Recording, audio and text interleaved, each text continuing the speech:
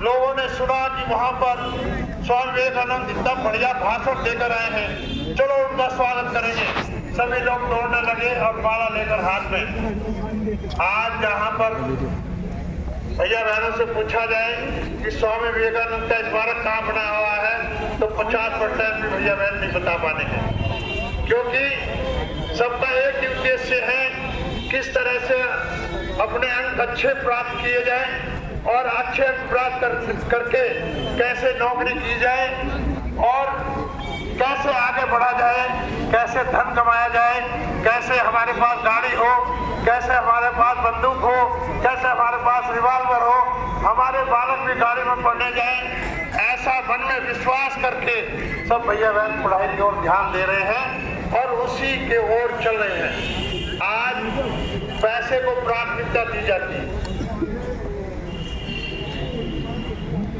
और वास्तव में आवश्यक भी है, लेकिन हम उस देश के रहने वाले हैं। आज जहां अयोध्या में भगवान राम का मंदिर बन रहा है, हम सब जानते हैं राम को राज तिलक होने वाला था, लेकिन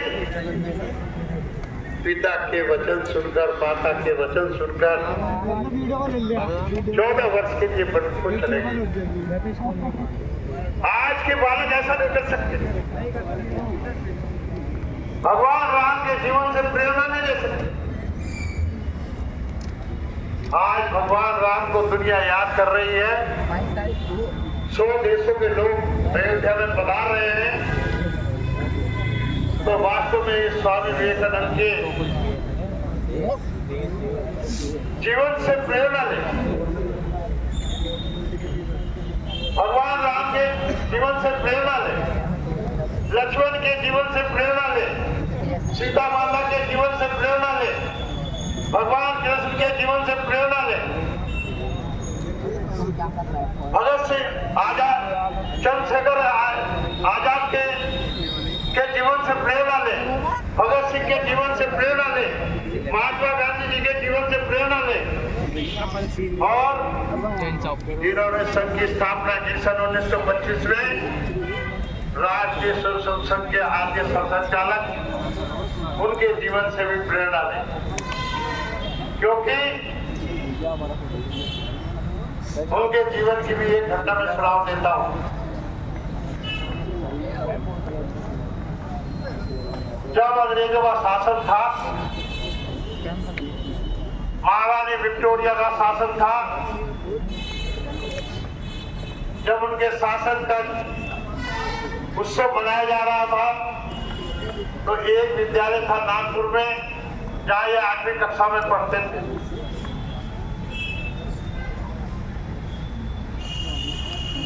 और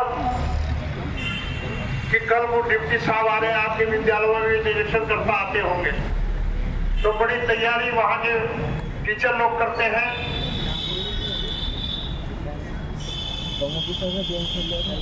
ऐसे वहाँ भी तैयारी हो रही थी, तो सर इन्होंने कहा कि कल को कोई भी अपने जो निरीक्षण करता आएंगे, उनके प्रश्नों का उत्तर नहीं देंगे, वंदे मातरम की घोषणा करें। वंदे मातरम बोलेंगे। केशव राम बलिराम केसरवार जी ने ये योजना बनाई, 55 का उनका नाम केसरी था, उस समय केसरी कहते थे, लेकिन बुद्धिमान थे, पढ़ने में तेज थे। जो बालक पढ़ने में तेज होता है, उसके सब पीछे दौड़ते हैं।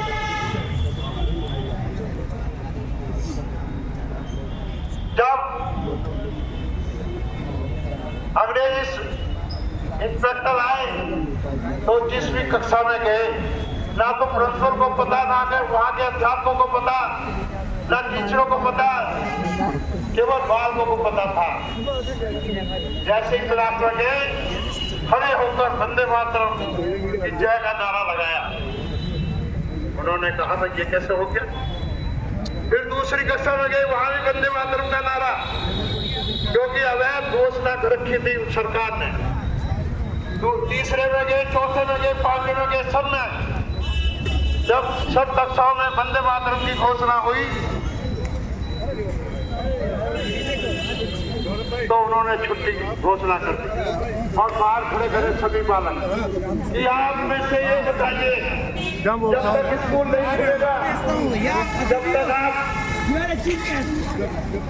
उनका उस बालक का नाम नहीं बताने ये योजना किसने बनाई? ये बात सुनकर कोई भी बालक नहीं बोला और उसकी जो है स्कूल है निश्चित काल के लिए बंद कर दिया गया।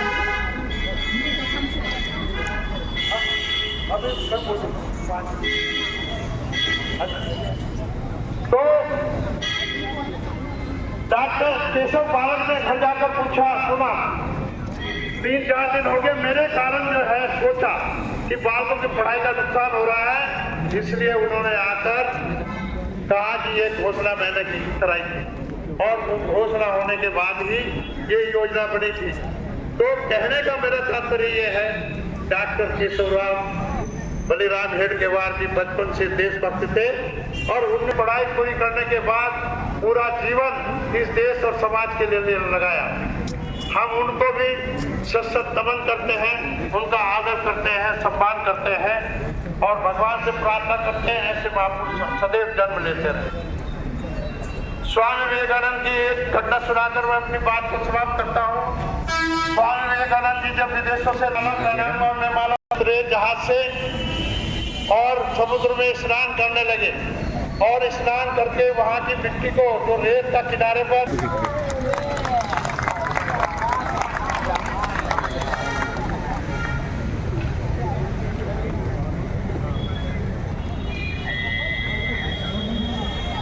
परिचय की दृष्टि से हमारे बीच में युवा उद्यमी बैठे हैं। मैं उनका सम्मान करते हुए सबसे पहले हमारे प्रतीक जैन, इंजीनियर प्रतीक जैन जी का परिचय देना चाहूंगा।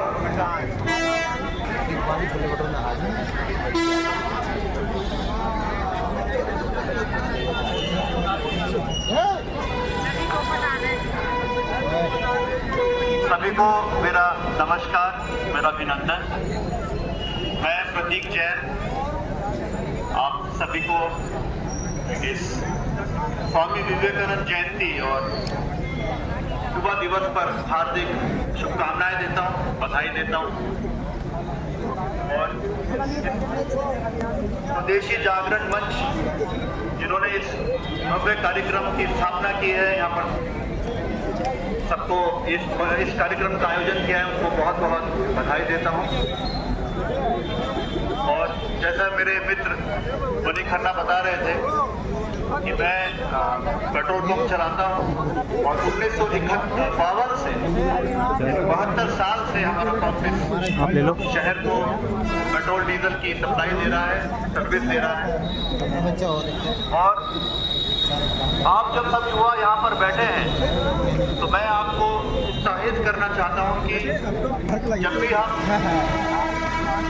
इस युवा अवस्था में होते हैं तो हमारे बहुत से सपने होते हैं, बहुत सी ख्वाहिशें होती हैं, बहुत सी हमने अपने जीवन के बारे में योजना बनाई होती है और हम जो भी उस मंजिल को, सफर को तय करने के लिए बहुत सी मुश्किलें कई बार हमारे जीवन में आती हैं। स्वामी विवेकानंद जी के जीवन से मैं बहुत प्रभावित हूँ। उनके जो भी कोट्स हैं, मैं देख रहा था यहाँ पर कई लोगों ने उनके कोट्स को बड़े अच्छी तरीके से लिख करके यहाँ डिस्प्ले किया हुआ है।